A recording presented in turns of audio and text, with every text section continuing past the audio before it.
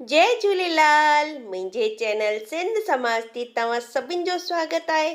सावण जो महीनो यानी कि असां सिंधियुनि जे वार त्योहार जो महीनो, गोगल वीर, नंढी सताएं, उनखां पोइ तीजड़ी ऐं पोइ अची वेंदी आहे असांजी वॾी सताएं। वॾी सताएं जी कथा मां तव्हां सां गॾु पहिरीं शेयर करे चुकी आहियां। उनजी पूॼा असां कीअं कंदा आहियूं, हुनजी तयारी कीअं कंदा आहियूं, हिकिड़े ॾींहुं पहिरीं छठ ते असां छा कंदा आहियूं, सभु कुझु मां तव्हांखे ॿुधाए चुकी आहियां।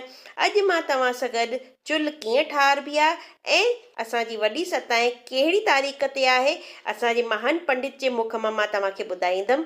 वॾी सताएं खां हिकिड़े ॾींहुं पहिरीं असां थधो ठाहींदा आहियूं, उन में मिठी मानियूं पचाईंदा आहियूं ऐं मिठी मानियुनि सां गॾु के माण्हू उन मिठी मानियुनि जो तरण जो बि कंदा आहिनि। जंहिंजी सुखाऊं बासियल हूंदियूं आहिनि उहे इन तरफ़र जो कमु कंदा आहिनि। मानीअ जो जेको अटो लॻाइबो आहे उन मां जेको थोरो सो खंड जो पाणी बचंदो आहे, उन खंड जे पाणी में थोरो सो कचो खीर विझी करे राति जो गैस पथर साफ़ करे उन ते सिंदूर सां गणपति जो स्वास्तिक ठाहे करे उनजी पूॼा करबी आहे ऐं हुन जल जो जंहिंमें कि असां कचो खीर मिलायो आहे उन सां छंडो हणिबो आहे।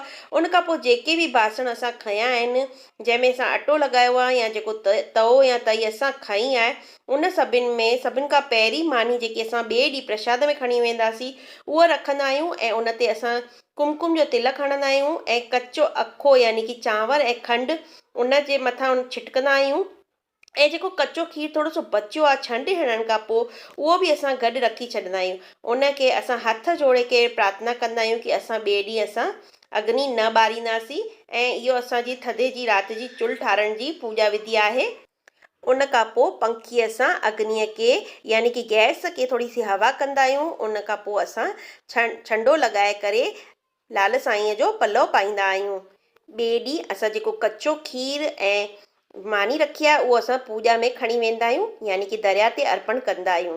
हलो त हाणे असांजे ब्राह्मण देवता जे मुखार विंद मां छठ ऐं सातम जे बारे में था ॿुधूं।